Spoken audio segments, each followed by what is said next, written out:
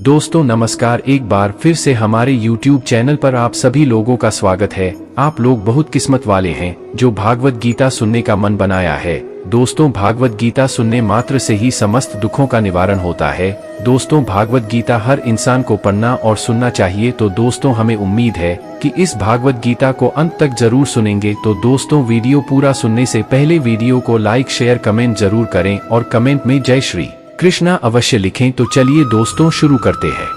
प्रथम अध्याय का नाम अर्जुन विषाद योग है। वह गीता के उपदेश का विलक्षण रंगमंच प्रस्तुत करता है जिसमें श्रोता और वक्ता दोनों ही कुतूहल शांति के लिए नहीं वरन जीवन की प्रगाढ़ समस्या के समाधान के लिए प्रवृत्त होते हैं। शौर्य और धैर्य, साहस और बल, इन चारों गुणों की प्रभुत मात्रा से अर्जुन का व्यक्तित्व बना था और इन चारों के ऊपर दो गुण और थे, एक क्षमा दूसरी प्रज्ञा।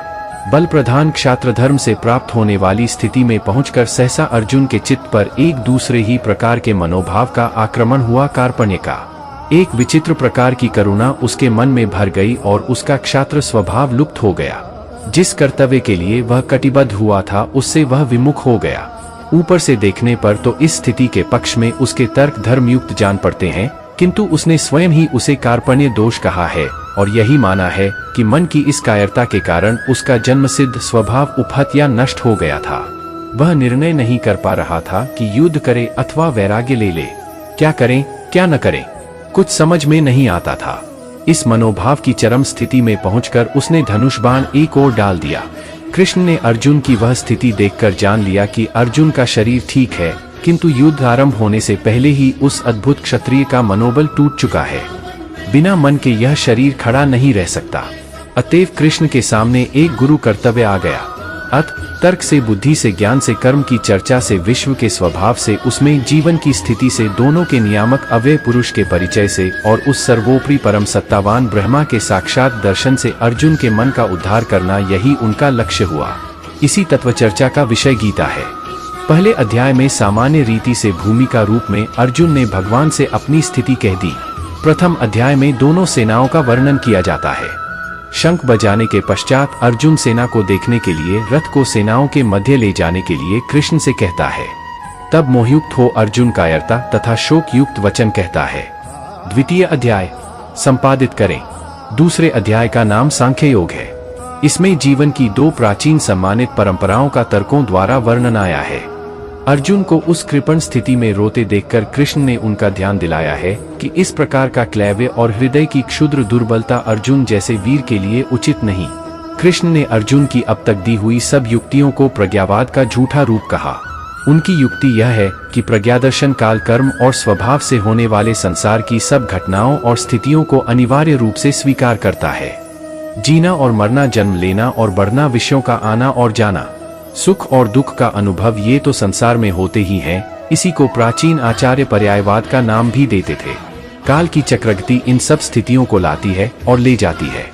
जीवन के इस स्वभाव को जान लेने पर फिर शोक नहीं होता।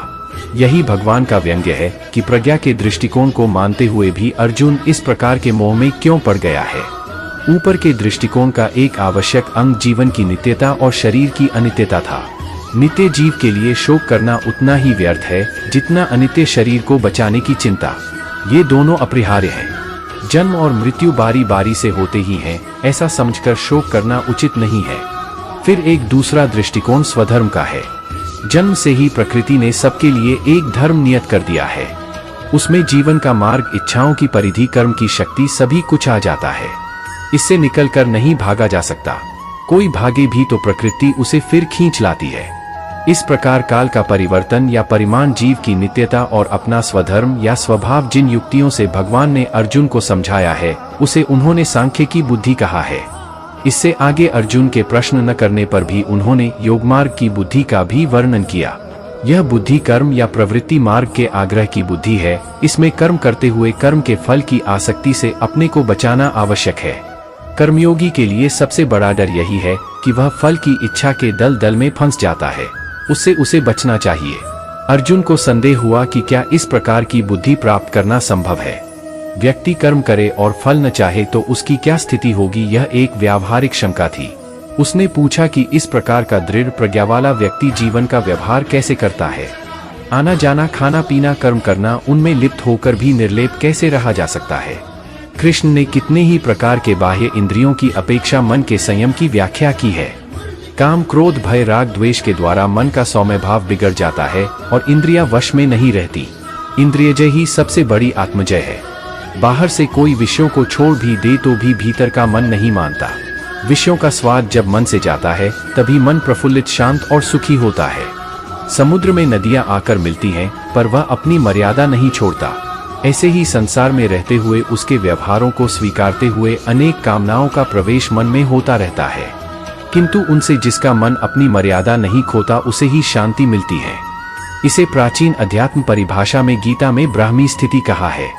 अर्जुन की कायरता के विषय में अर्जुन कृष्ण संवाद। सांख्य योग, कर्मयोग, स्थिर बुद्धि व्यक्ति के गुण। 3रा अध्याय। इस प्रकार सांख्य की व्याख्या का उत्तर सुनकर कर्मयोग नामक 3रे अध्याय में अर्जुन ने इस विषय में और गहरा उतरने के लिए स्पष्ट प्रश्न किया कि सांख्य और योग, इन दोनों मार्गों में आप किसे अच्छा समझते हैं, और क्यों नहीं यह निश्चित कहते कि मैं इन दोनों में से किसे अपनाऊं? इस पर कृष्ण ने भी उतनी ही स्पष्टता से उत्तर दिया कि लोक में 2 निष्ठाएं या जीवन दृष्टियां हैं। सांख्यवादियों के लिए ज्ञान योग है और कर्म मार्गियों के लिए कर्मयोग है। यहाँ कोई व्यक्ति कर्म छोड़ ही नहीं सकता। प्रकृति तीनों गुणों के प्रभाव से व्यक्ति को कर्म करने के लिए बाध्य करती है। कर्म से बचने वालों के प्रति एक बड़ी शंका है, वह यह कि वे ऊपर से तो कर्म छोड़ बैठते हैं पर मन ही मन उसमें डूबे रहते हैं। यह स्थिति असह्य है और इसे कृष्ण ने गीता में मिथ्याचार कहा है। मन में कर्मेंद्रियों को रोककर कर्म करना ही सरल मानवीय मार्ग है। कृष्ण ने चुनौती के रूप में यहाँ तक कह दिया कि कर्म के बिना तो खाने के लिए अन्न भी नहीं मिल सकता।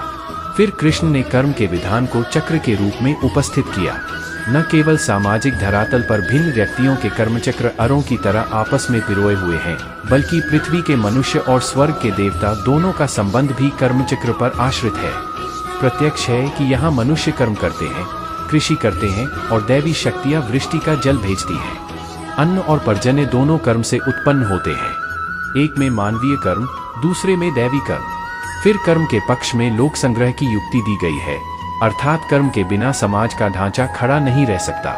जो लोक के नेता हैं, जनक जैसे ज्ञानी हैं, वे भी कर्म में प्रवृत्ति रखते हैं। कृष्ण ने स्वयं अपना ही दृष्टांत देकर कहा कि मैं नारायण का रूप हूँ, मेरे लिए कुछ कर्म शेष नहीं है, फिर भी तंद्रारहित होकर कर्म करता हूँ और अन्य लोग मेरे मार्ग पर चलते हैं।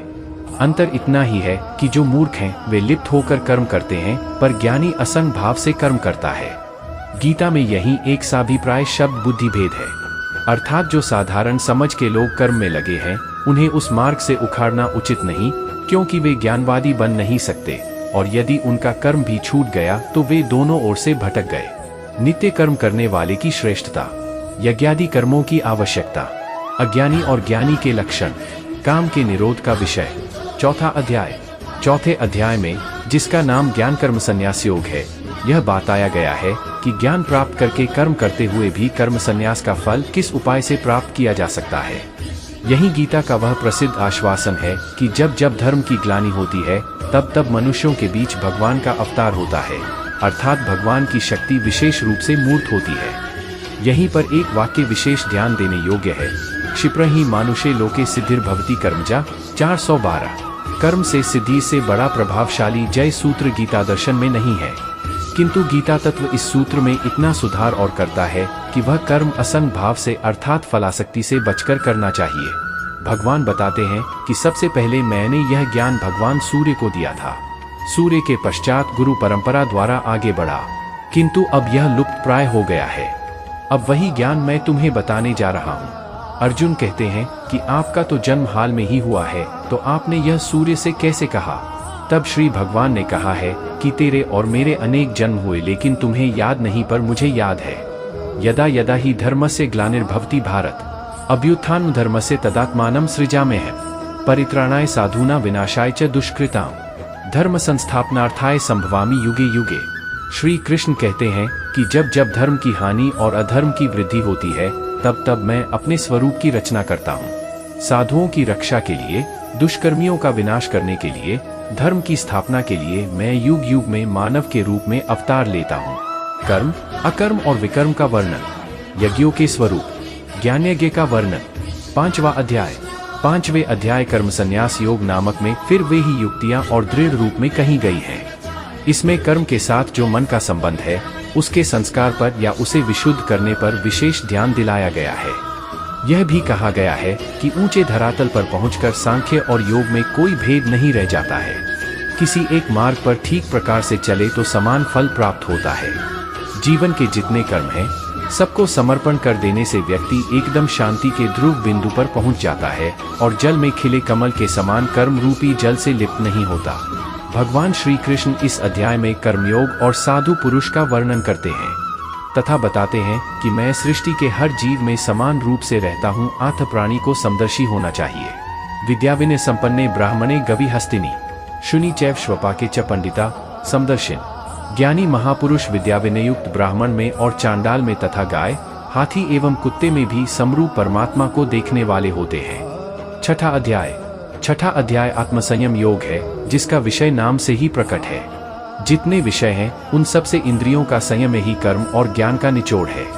सुख में और दुख में मन की समान स्थिति, इसे ही योग कहते हैं। 7वां अध्याय की संज्ञा ज्ञान विज्ञान योग है। ये प्राचीन भारतीय दर्शन की 2 परिभाषाएं हैं। उनमें भी विज्ञान शब्द वैदिक दृष्टि से बहुत ही महत्वपूर्ण था। सृष्टि के नानात्व का ज्ञान विज्ञान है और नानात्व से एकत्व की ओर प्रगति ज्ञान है। ये दोनों दृष्टियां मानव के लिए उचित हैं। इस प्रसंग में विज्ञान की दृष्टि से अपरा और परा प्रकृति के इन 2 रूपों की जो सुनिश्चित व्याख्या यहाँ गीता ने दी है वह अवश्य ध्यान देने योग्य है। अपरा प्रकृति में 8 तत्व हैं, पंचभूत, मन, बुद्धि और अहंकार। जिस अन्न से मानव का जन्म होता है उसमें ये 8 रहते हैं, किंतु यह प्राकृत सर्ग है अर्थात यह जड़ है। इसमें ईश्वर की चेष्टा के संपर्क से जो चेतना आती है उसे परा प्रकृति कहते हैं, वही जीव है। 8 तत्वों के साथ मिलकर जीवन नवा तत्व हो जाता है। इस अध्याय में भगवान के अनेक रूपों का उल्लेख किया गया है, जिनका और विस्तार विभूति योग नामक 10वें अध्याय में आता है। यही विशेष भगवती दृष्टि का भी उल्लेख है, जिसका सूत्र वासुदेव, सर्वमिति, सब वसु या शरीरों में एक ही देव तत्व है, उसी की संज्ञा विष्णु है। किंतु लोक में अपनी अपनी रुचि के अनुसार अनेक नामों और रूपों में उसी एक देव तत्व की उपासना की जाती है। वे सब ठीक हैं, किंतु अच्छा यही है कि बुद्धिमान मनुष्य उस ब्रह्म तत्व को पहचाने जो अध्यात्म विद्या का सर्वोच्च शिखर है। पंच तत्व, मन, बुद्धि भी मैं हूँ, मैं ही संसार की उत्पत्ति करता हूँ और विनाश भी मैं ही करता हूँ। मेरे भक्त चाहे जिस प्रकार भजें परंतु अंततः मुझे ही प्राप्त होते हैं।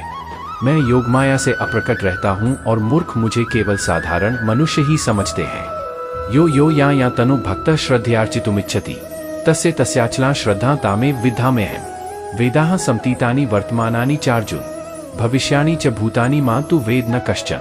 8वां अध्याय की संज्ञा अक्षर ब्रह्म योग है। उपनिषदों में अक्षर विद्या का विस्तार हुआ। गीता में उस अक्षर विद्या का सार कह दिया गया है। अक्षर ब्रह्मा परम अर्थात परब्रह्म की संज्ञा अक्षर है।